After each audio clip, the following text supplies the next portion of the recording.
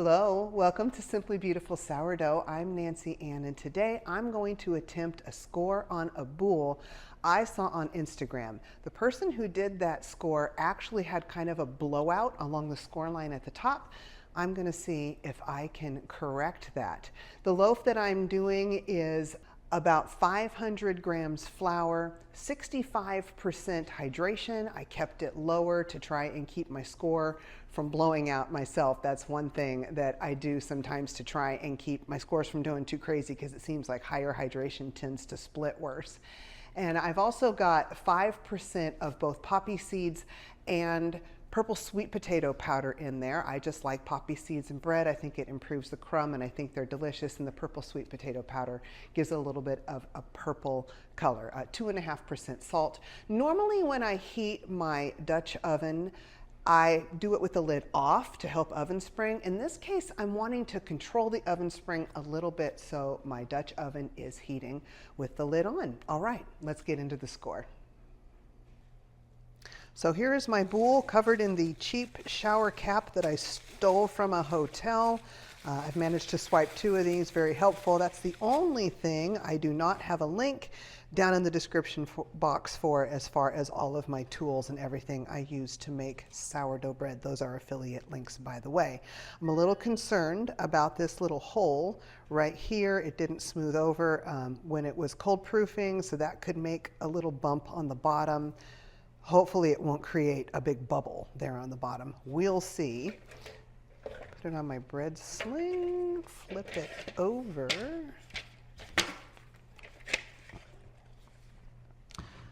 As always, I'm going to spray this with water to help my rice flour, which helps the score really pop out, be nice and bright and stick. And now I am going to sprinkle the rice flour on. I've just got it in a dredger here. And I'm going to evenly spread it around.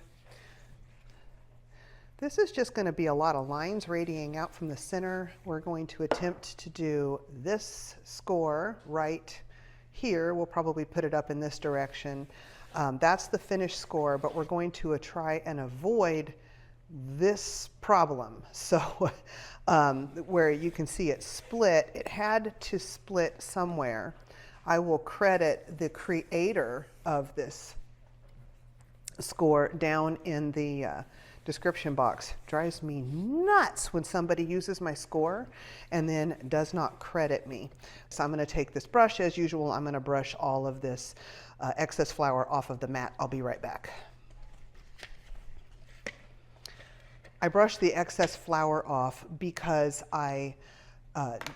it makes it easier to clean my white Dutch oven. It can eventually make kind of a dark marks on the inside, but also because if I try to do it after the score is done, then the score is kind of spreading along the score lines, and I want to get it in the oven as soon as I can after the score is completed. I am going to bring you guys in a little bit closer. There we go. Now I'm going to take my handy dandy dental floss, which I use for so much with these scores. I'm going to make a line down the middle. I'm going to make so that it's evenly spaced pretty much. Now I'm just going to keep doing that until they're all pretty close together. This is a rather large loaf. It's 500 grams of flour, and not in addition to the weight of the water and everything else. So if you are working with a smaller loaf, you may not be able to get as many lines in here.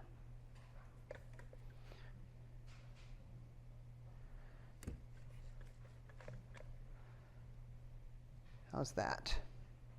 I think we're just going to work with that. I think she actually had more lines than this, but I'm going to go with this many because I think I could have a little problem with the little stalks getting too close together. Now I'm going to have to do this so that it is closer on the side for me. So I apologize I can't do it this way. I think I'm going to mess up if I try that.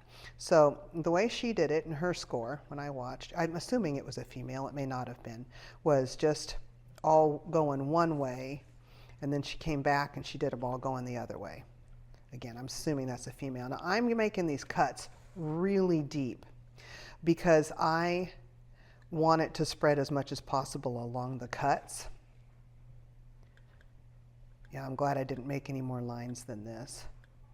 And I'm also, with the cuts with all wheat stalks, it works better if you do them more up and down than out, because then that keeps it from fanning out and not looking so much like a wheat stalk anymore. I always think it looks more like a palm leaf.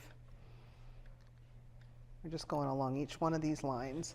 And we're probably going to speed it up right about now, just so that you guys aren't bored to tears watching me do this forever.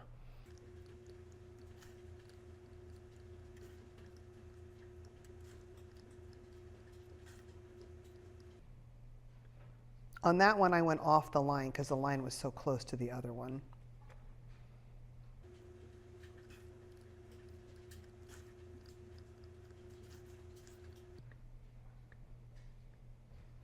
And now, get that evened up in the, there we go. And now I'm going to do the other side of each one.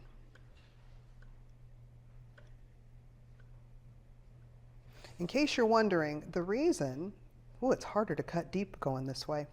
The reason that I'm not doing a line down the center of each wheat stalk, if you're new, I've explained this in past videos, it's because when you do that, the wheat stalk likes to split and it no longer looks like a wheat stalk. It just looks like a line with little pokey things coming off to the side.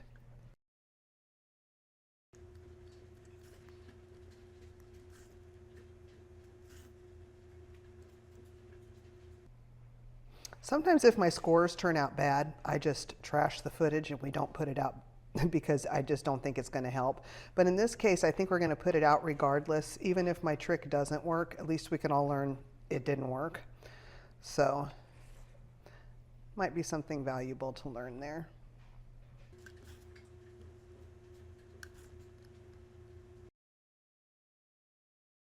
And this is our last one.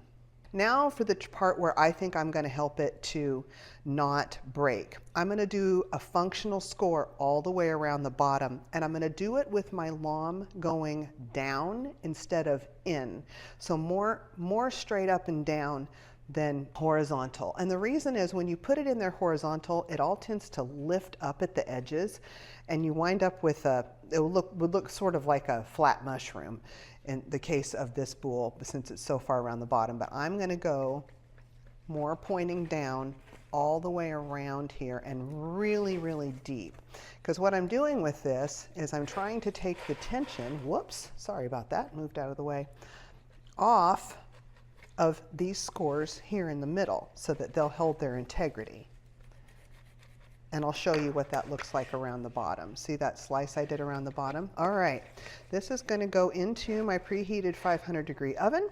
It is going to be lowered down to 425 degrees with the lid on, of course, and then I'm going to bake it for 40 minutes. So I'll be back so we can see what it looks like when I take the lid of the Dutch oven off and see if we got those splits in the middle. It's time to see if I cracked that score or not, or if I managed to avoid it.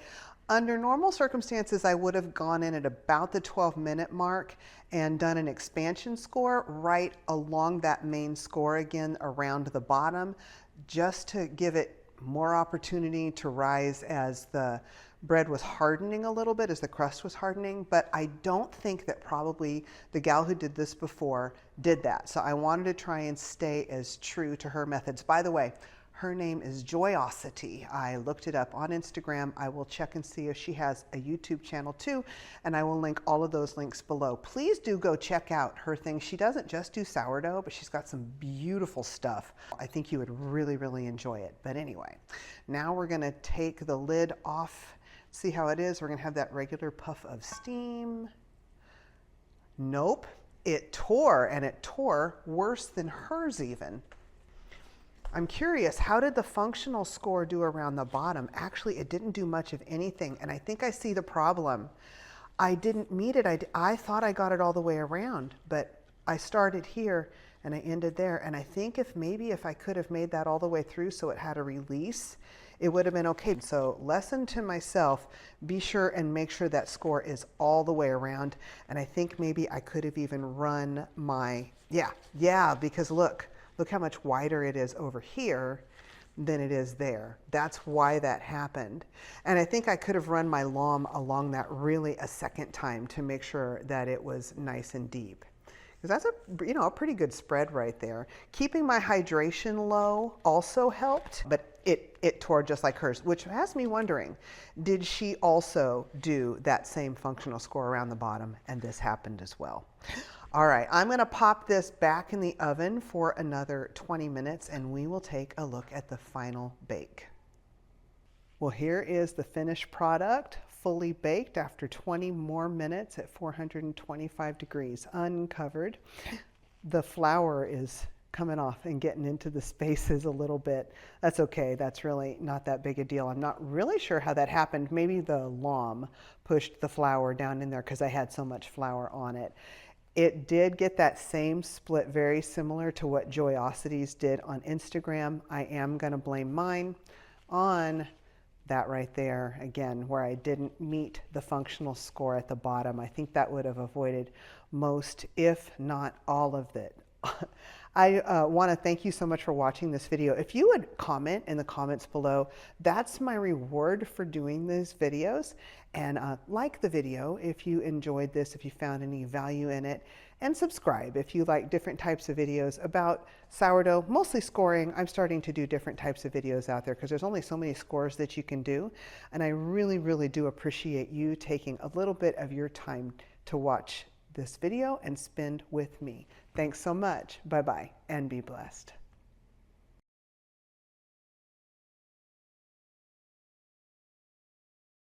Instagram, I will credit the person who did the score because, nope, that was dumb. To do a score that I saw on Instagram, and I'm going to try and correct a boo-boo, a mistake. That was bad too. The loaf that I'm doing is a loaf that is